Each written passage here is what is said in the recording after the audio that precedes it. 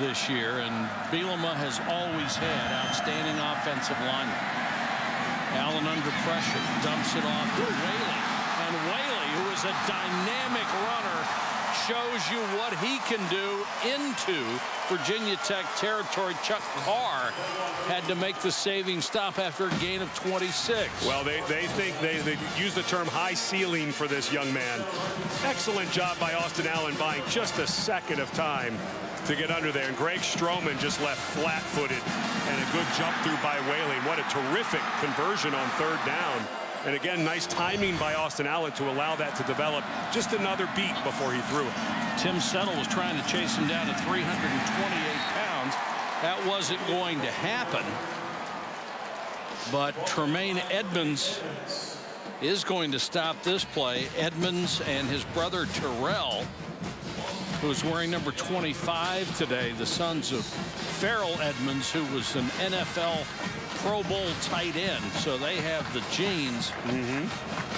And Tremaine and Terrell are the 23rd set of brothers to play at Virginia Tech. They have such a great history here. And of course, 25 is the retired jersey number of Frank Beamer, who not only was a head coach at Tech, but was a special teams ace and defensive back. And Justin Fuente gives that away each game to a player.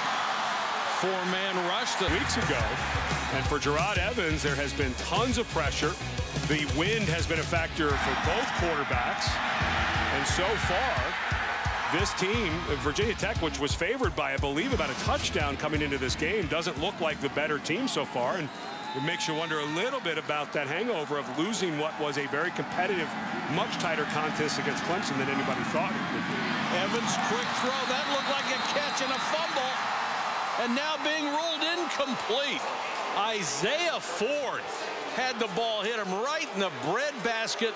The ball came out.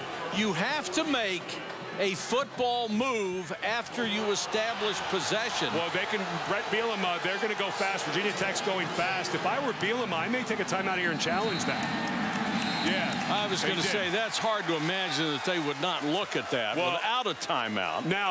Now, here's the thing. If it is a fumble, the defense, even though the official was coming in blowing this off, the defense does have an opportunity. Woo, tough to tell from there. And the official is behind. Oh, that looks to me like a fumble. Now remember, we're watching this in slow motion, so it looks like he obviously has it longer. But the official who called it from the side, he was completely blocked by the receiver's body, and he came in demonstrably saying incomplete. And I'm not sure. Let's watch it real time, because I think this will give us a better sense of whether Ford was able to put this ball away. I still think it's a catch. I think it's a catch and a fumble, and Arkansas should have this ball. I'm not sure that they're going to overturn this, because this is a gray area rule. If you asked, that looks to me like a completion. He catches it and takes 2 move steps. This to me looks like a fumble, and that Arkansas should get it. Now, Arkansas can be given the ball if they recover in the immediate action and after the play, even if it's blown dead. However, because this is such a gray area rule, meaning if you ask 10 officials, you might have 7 say one thing, 3 say another. I'm not sure that they're going to overrule it, because it's got to be indisputable. I think it was a catch. But the rule says possession, both feet down, and the ball, and then you make a move to the game. After reviewing the play, ruling of the field of an incomplete pass stands as called. Second down. Here's why I think it, and here's the key. I'm saying I think it was a catch, but if you watch this in real time and you asked, again, 10 officials, was this a catch or not, I think they would be split. And I think what the replay official did was correct here. The Big 12 replay official, I've got to be 100% sure that was a catch, not 70% sure to overturn this. I understand your argument. I still think it was a catch and fumble. However, I'm also saying that I think the replay official did his job correctly as well. Well, the one thing they didn't do correctly is review it without an Arkansas timeout. And right. If they can't get run game going, he's a guy that can figure a bit in the run game as well. Really smart play by Bucky Hodges, too, on the block he threw. Had a chance really to level somebody, and it could have been a clip or a block in the back, and he didn't do it. Evans steps up, floats one down the sideline, and I mean floats, and it's picked off. Ryan Pulley on the return. Pulley chased out of bounds, but not before he got into Virginia Tech territory. That ball thrown up and just hung in the air, and Pulley, playing center field, snatched it. Yeah, this was as easy as it gets for Pulley. He looked up, and that ball was hanging about midway through. He was able to make an adjustment and come and get it. Little surprised Pulley didn't cut back here. He had a lot of blockers. Did he come up a little gimpy with his hamstring, maybe?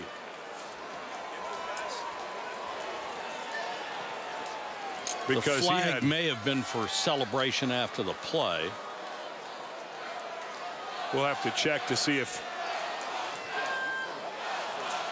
this would be, if the play stands, it's the second first-quarter turnover by Virginia Tech, a problem that plagued them early in the season. After the play was over, personal foul, unnecessary roughness, passing team, number 72. 15-yard penalty will be added to the end of the play. It's first down, Arkansas. Augie Conte, the right guard for Virginia Tech. And you called it, Mike. This ball just floated. He kind of tried to move out of the pocket. And as Pulley was returning, I was a little surprised he stepped out of bounds, because he had a convoy of people up the sideline, which made me think maybe he got a little hurt as he was stepping out, because they had tons of blockers. Evans did a nice job of getting back and playing some defense, but he knew right when he let it go, he shouldn't have let it go. And no trainers have checked on Pulley, so he's okay. I was just a little shocked he would step out of bounds with that many blockers. For a couple of seconds into the second quarter. You don't convert this and give up 24. 3rd and 4, a little option look, and ouch. That's going to be shy of a first down, and a huge hit. Excellent job by Arkansas. This is just a speed option where Evans just sprints out of there. That was the defensive tackle, McTelvin Agim, who made the All-SEC freshman team. Kid can really move, and he's 6'3", 289. Ludwig to punt. Hatcher to return. And Keon Hatcher with a big return up to the 48-yard line. 42-yard kick, but a 23-yard return. Mike, you mentioned the turnovers that have hurt the Hokies. They had 10 lost fumbles in their first 2 games of the season. This was an attempted fly sweep to Sam Rogers. That was just a poor handoff. Led to 3 points for Arkansas. And then Evans floats one up. Ryan Pulley pulls it down. No problem in a meaningless bowl game with a guy that has $30, $40, $50 million on the line deciding not to play. Allen, nice fake to Williams. Sets his feet and throws. Complete inside the 10. What a play. Perfect throw, and Hatcher held on, even though he was drilled by Alexander. Well, Allen has shown streaks of being incredibly accurate. And the thing that he didn't get several times this year was really great protection. But now everything going so well for Arkansas, you get the run action pass, and Allen has all day, gets to step into his throw. He's very accurate when he's able to do that. And this Arkansas offense starting to catch a little fire against a very good Virginia Tech defense. Brett Bielema said earlier in the week, if he has a chance to set his feet, he's as good as anybody out on the sideline. Allen throws off his left foot to the 1, inside the 1. Beautiful throw to Hatcher. Allen, like a shortstop off the wrong foot, and he rifled this He's thing. having a nice ball game, isn't he? Great job getting his shoulders turned. It was short. It was short. By that quick view right there, that was a terrific call. His feet were in the end zone, but I don't think the ball was. I don't think the ball was either. From that angle there, it's tough to tell because of the angle back across. But it was this angle here. No, I think it's a touchdown now when you stop it. Remember, though, it's got to be indisputable video evidence whether it was caught or not. And this is a big If the runner they're was short going of the to goal line, it's under review. It's got to be reviewed, and this is a big deal because it's either a touchdown or 3rd and goal. If you don't score on 3rd and goal, get lost yardage, you may be looking at a field goal. But, Mike, I think on that replay there, again, it goes back to I think he scored, but I'm not sure it's enough to overturn Here's what you can do. was. Here's what you can do with this one, though. You can still frame it. And when you still frame it, you see the ball in the end zone. It has crossed the plane. That's a touchdown. Well, if you still frame it with a frame that shows you the ball has crossed, and right there, again, I think it broke the plane. It just has to cross the very front line of that white line. However, think is not enough. I think that they're going to uphold the call on the field. Next Christmas, we're going to get you a new prescription for your glasses. Well, all right? I'm just saying that it has to be indisputable that the ball crossed the line right here. I have not seen a picture yet that makes it that if you had 10 officials in a room, all 10 would say, yes, it's definitely a touchdown. And that's the threshold. When you still, that's a touchdown. The ball is across the goal line. Mike, I would tell you that in the where the camera is upfield a little bit would throw that off, though. So I would argue with you and say, yeah, but maybe an inch. No, the camera's angle is here. Again, it's a touchdown. Mike, I'm saying I agree. I think the ball crossed the plane. I'm not convinced there's indisputable video evidence. Because you and I, right, we're having a disagreement, right? So is it disputable? Yes, but I'm right. I'll bet you a diet soda, all right? A diet soda. And this is this is an important review because you go from either touchdown or 3rd and goal, which could then get you to a place instead of 24 where you're only up 20, which is 4 scores versus 3. After the receiver completed the process of the catch, the ball was beyond the goal line. It's a touchdown. My diet soda will taste so good tonight. I still, in my opinion, think that if you put 10 officials in the room and have them vote, I'm not sure all 10 would say that they guarantee that the ball broke the play. Thank goodness we're not going to do that. Well, but that you have to get to indisputable. It was. More importantly, it's getting close to a disaster for Virginia yes, Tech.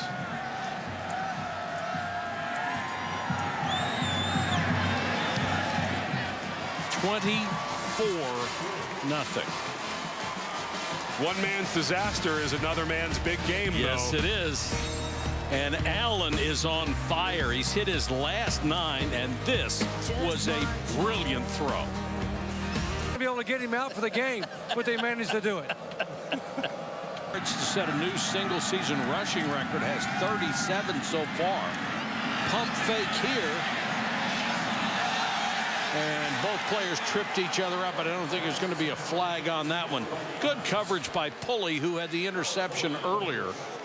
Yeah, Pulley has had a nice game. He got away, of course, with that pass interference on the 3rd down a little bit ago. Terrific position. Well, I'm not so sure if you wouldn't have anything gotten that had been Hodges. offense. Yeah. I think they do get tangled up. And that left hand, the official who's calling that wouldn't have been able to see that. That's why that's always a tough call. That official has both bodies blocking it. 2nd and 10. They try to run it with McMillan, but he's stuffed. Nice play by Taiwan Johnson, 94. You have to think 4 downs here for Virginia Tech. There's no way you want to give this ball back the way you've been, even just to keep your defense off the field if you're Justin Fuente. So 3rd and 12, this does not have to be a make the sticks type of play. I think you can do something maybe with a screen or even a quarterback draw, and I think you're going to use 2 downs here to try to get another set. Pressure coming on Evans. Got away from the initial rush, but great effort by Jeremiah Ledbetter, who missed him the first time, circled around, chased him down, and got him the second time. Wouldn't give up. Ledbetter is having a terrific game as a senior.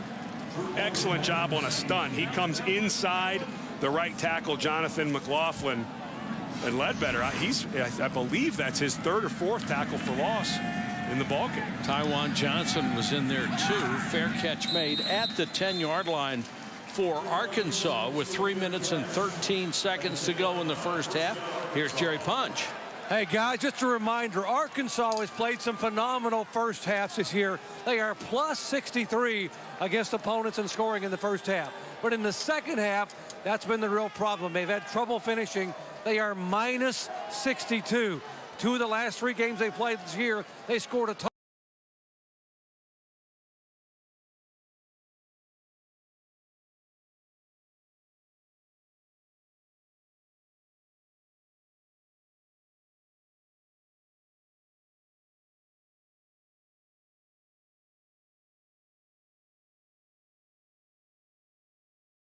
Somebody's going to be on you.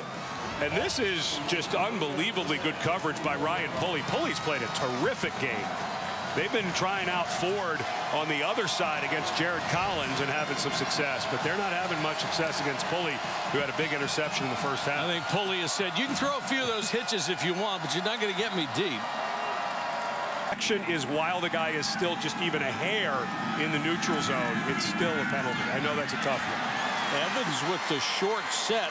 How about that for closing speed by Ryan Pulley, who has the 3rd most pass breakups this year in the Southeastern Conference. Our first chance to talk with Jerry Punch. Doc?